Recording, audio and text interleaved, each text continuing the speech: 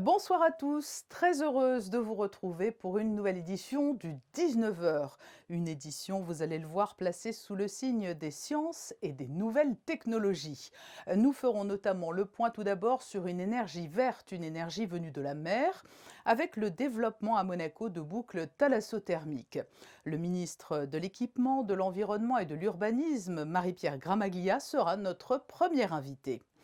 Vous avez sans doute constaté le changement de circulation en alternance mis en place du côté des frontières est de la Principauté, à proximité du Monte-Carlo Country Club. Nous verrons quels sont les travaux menés sur place.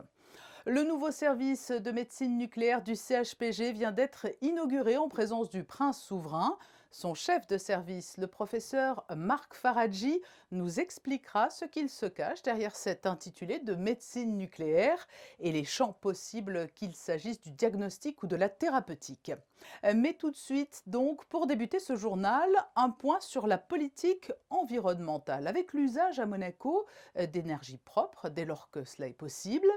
Marie-Pierre Gramaglia, ministre de l'Équipement, de l'Environnement et de l'Urbanisme, est avec nous pour parler de techniques innovantes permettant la production de nouvelles formes d'énergie non polluantes. Bonsoir Marie-Pierre Gramaglia. Bonsoir Patricia. Qu'est-ce qu'une boucle thalassothermique? C'est une pompe d'eau de mer qui va permettre de raccorder les immeubles de la Principauté de Monaco et de s'alimenter en climatisation, en chauffage et en chauffage d'eau sanitaire. Donc c'est une énergie que l'on tire de l'eau de mer. Tout à fait, c'est une énergie que l'on tire de l'eau de mer. Et Monaco est vraiment pionnière en la matière puisque depuis les années de 1960, il y a des pompes en haute mer en Principauté de Monaco. La première pompe date de 1963 je crois et c'était pour chauffer l'eau de la piscine du centre nautique Régnier 3. Bon, alors il faut le rappeler, en toile de fond, l'idée bien évidemment c'est de réduire toujours plus les émissions de gaz à effet de serre. Cela va participer à notre challenge de réduire de moins 50% en 2030 les émissions de gaz à effet de serre. Et les pompes à chaleur vont nous permettre de réduire de 7% d'ici 3 ans l'émission de nos gaz à effet de serre. Alors il y a, je crois, déjà un réseau en place à la Condamine, mais au Larvoto, tout est à faire. Alors il y a un réseau en place assez ancien à Fontvieille, un réseau à la Condamine qui vient d'être terminé, qui a déjà permis de raccorder un immeuble qui vient de se terminer, c'est l'immeuble The Winch, et qui va permettre d'ici 2021 de raccorder le centre administratif et avec pour objectif également, dans un futur pas très lointain, de raccorder la sûreté publique. Très concrètement, lorsque l'on parle de raccordement, c'est quel type de travaux? À la Condamine, il y a eu un impact effectivement un petit peu en termes de bruit et de nuisance qu'on a minimisé le plus possible avec les travaux du musée automobile. Et justement, ces travaux, on veut les réduire au maximum. Et c'est pour ça qu'on en a profité pour ce qui concerne la boucle Thalasso du Larvoto, des travaux qui sont en cours de la rénovation du complexe balnéaire du Larvoto. Et ce sont des tuyaux qui vont s'intégrer dans la galerie qui est creusée pour la rénovation du complexe balnéaire du Larvoto. Ce qui est intéressant à souligner, c'est que c'est un modèle incitatif pour les utilisateurs. Oui, tout à fait, un modèle incitatif. C'est le concessionnaire qui va payer les travaux, qui va payer le matériel nécessaire et les immeubles n'auront qu'à payer le raccordement direct à la boucle. Elles vont venir s'ajouter aux autres technologies propres sur lesquelles a misé le gouvernement. Nous avons beaucoup de photovoltaïque également. En Principauté de Monaco, la mer, le soleil, ce sont des atouts de la Principauté que nous devons utiliser un maximum. Vous nous l'avez dit, le réseau Fontvieille était existant. À la Condamine, les travaux viennent de s'achever. Quel sera le terme des travaux pour la boucle du Larvoto? Alors on espère que ça sera terminé pour accorder le futur ensemble Testimonio 2 en décembre 2021 et raccorder toute l'extension en mer en juin 2022. Marie-Pierre Gramaglia, merci pour ces explications autour des boucles thalassothermiques dont Monaco a souhaité se doter. Merci beaucoup Patricia. Et nous allons nous rendre maintenant dans le quartier de Saint-Roman où des travaux en cours entraînent une nouvelle réglementation de la circulation. Vous vous trouvez sur place, Christine Datomel. Oui, effectivement, Patricia. Alors, vous le voyez sur ces images, je me trouve sur l'avenue Princesse Grace, juste à côté du Monte Carlo Country Club. Il est 15 heures et la circulation se fait uniquement en sens montant. Depuis jeudi dernier, les monégasques résidents et pendulaires doivent emprunter l'avenue Princesse Grace sur le territoire français dans un sens de circulation à horaire variable en raison de travaux actuellement en cours. Des travaux entrepris pour la pose de canalisation d'eau potable pour l'immeuble Country Club Résidence et qui étaient très attendus par les habitants. Il est nécessaire de le faire parce que nous sommes plusieurs années qu'on attend d'avoir le branchement de l'eau. Des travaux qui étaient donc essentiels. À noter qu'à compter de 1h du matin et ce jusqu'à 11h, la circulation sur l'avenue ne se fait qu'en sens descendant pour faciliter l'entrée dans Monaco aux usagers et qu'en dehors de ces horaires, la circulation s'effectue en sens montant pour permettre aux automobilistes de sortir plus aisément de la principauté, une situation qui devrait perdurer jusqu'au 16 octobre. Et nous passons au point info de Frédéric Hélion avec la seconde réunion du Comité national de suivi des aires marines protégées. Elle s'est déroulée aujourd'hui au ministère d'État. Oui, cette instance est composée de représentants de l'État, de la Fondation Prince Albert II de Monaco, de l'Institut océanographique, du Centre scientifique de Monaco, de la Direction de l'environnement et des affaires maritimes. Lors de cette réunion, plusieurs sujets ont été évoqués comme la gouvernance des AMP et l'avancée de l'étude actuellement menée pour l'élaboration d'un plan de gestion des AMP.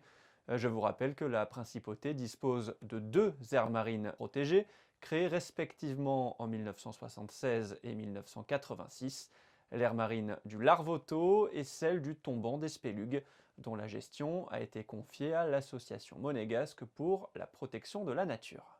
Vous le savez, Monaco est engagé dans une politique de transition numérique et cela débute dès le plus jeune âge, Frédéric. Oui, avec plusieurs activités pour sensibiliser les enfants dans les écoles en Principauté notamment. L'association Terre Méditerranéenne propose à partir de demain des rencontres récréatives consacrées à la robotique. Au programme Apprendre à coder et à programmer un robot. Activité proposée tous les mardis de 17h à 18h pour les 6-9 ans et de 18h à 19h pour les 10-14 ans à l'espace atelier situé au 18 rue Grimaldi. Toutes les informations sont à retrouver sur la page Facebook École Robot Monaco. À compter d'aujourd'hui, la direction du travail intègre de nouveaux locaux. Après un déménagement sur 2 jours, jeudi et vendredi dernier, la direction du travail, qui comprend le service de l'emploi et l'inspection du travail, intègre aujourd'hui ces nouveaux locaux, plus grands, plus modernes et plus fonctionnels, situés 17 rue Princesse Florestine. L'accueil du public se fait uniquement sur rendez-vous. C'est noté. Il est des secteurs médicaux bien connus et plutôt traditionnels, l'ophtalmologie, la gastro-entérologie, la cardiologie. Mais aujourd'hui, c'est le nouveau service de médecine nucléaire du centre hospitalier Princesse Grace qui a été mis à l'honneur. Il a été officiellement inauguré en présence du prince Albert II. Marc Faradji, le chef de ce service, est notre invité. Bonsoir professeur. Bonsoir. Je le disais, le service que vous dirigez n'est pas le plus connu et pourtant il est très fréquenté. Que se cache-t-il derrière cet intitulé de médecine nucléaire ? Alors, derrière cet intitulé parfois angoissant du mot nucléaire qui est accolé au mot médecine, il s'agit en fait de l'utilisation de radioisotopes soit à des fins de diagnostic, c'est-à-dire réaliser des images, soit à des fins de thérapeutique, c'est-à-dire traiter, et généralement, c'est traiter des cancers. Vous êtes en fait un carrefour avec les autres services et spécialités médicales ? Alors, carrefour, je dirais que c'est plutôt un cousinage. Nous fonctionnons légèrement différemment. Si vous voulez, pour être un tout petit peu plus précis, un petit peu plus clair, si vous prenez par exemple un pot de confiture et que vous décidez de lui faire un scanner, vous pouvez faire un scanner d'un pot de confiture. En revanche, vous ne pourrez jamais faire une imagerie de médecine nucléaire et notamment une imagerie TEP, parce que pour qu'une imagerie TEP puisse se faire, il faut 2 conditions. La première, c'est qu'il faut un organisme vivant, et j'insiste bien sur le mot vivant. Et deuxièmement, il faut une molécule marquée avec un mouchard, un atome radioactif, qui va permettre de localiser le devenir de la molécule que vous injectez. Pour le cousinage côté radiothérapie, eh bien, on peut utiliser exactement le même principe, mais plutôt que de lui accoler un isotope qui servira à faire des images, on va lui accoler un atome radioactif dont le but est de détruire les cellules sur lesquelles il va se fixer. Vous l'avez dit, la médecine nucléaire est donc une médecine à la fois diagnostique, mais aussi thérapeutique. Alors en matière de diagnostic, tout d'abord, que permet-elle ? Alors la médecine nucléaire permet de diagnostiquer des pathologies extrêmement diverses, des pathologies rhumatismales, des pathologies inflammatoires, des pathologies endocriniennes, mais le boom récent de la médecine nucléaire concerne essentiellement les deux plus grands tueurs qui existent à l'heure actuelle dans les pays dits industrialisés et en particulier en Europe, c'est-à-dire désormais en numéro 1 le cancer et en numéro 2 les maladies cardiovasculaires. Le volet thérapeutique, que soigne-t-on avec la médecine nucléaire ? Alors, historiquement, les premiers traitements par les radioisotopes consistaient à traiter des pathologies bénignes qui sont les pathologies thyroïdiennes. Vous savez que la thyroïde est un organe qui consomme beaucoup d'iode et lorsqu'il dysfonctionne, en particulier sous la forme d'une hyperthyroïdie, une des méthodes de traitement, mais pas la seule, consiste tout simplement à injecter de l'iode radioactif avec un isotope qui va émettre des électrons qui vont détruire les cellules thyroïdiennes. Et donc historiquement, le premier traitement de ce que l'on appelle désormais la radiothérapie métabolique interne consistait à traiter une pathologie bénigne endocrinienne.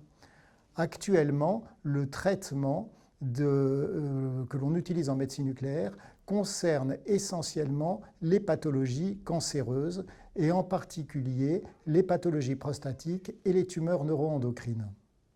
Est-ce une médecine qui coûte plus cher que les autres, en raison notamment peut-être des équipements qu'elle demande ? Alors, les équipements ne sont pas beaucoup plus chers que les autres, c'est-à-dire qu'une tomographie à émission positons de haut de gamme vaut le prix d'une IRM de haut de gamme, plus cher qu'un scanner certes, mais pas nécessairement qu'une IRM. Ce qui peut coûter cher, c'est les traceurs, parce que là on est sur une situation économique de marché, avec une offre et une demande, et lorsqu'un traceur est développé, eh bien on se retrouve exactement dans la même situation que lorsqu'un nouveau médicament est développé, et les coûts peuvent être assez notablement supérieurs au coût que nous demande de facturer la sécurité sociale.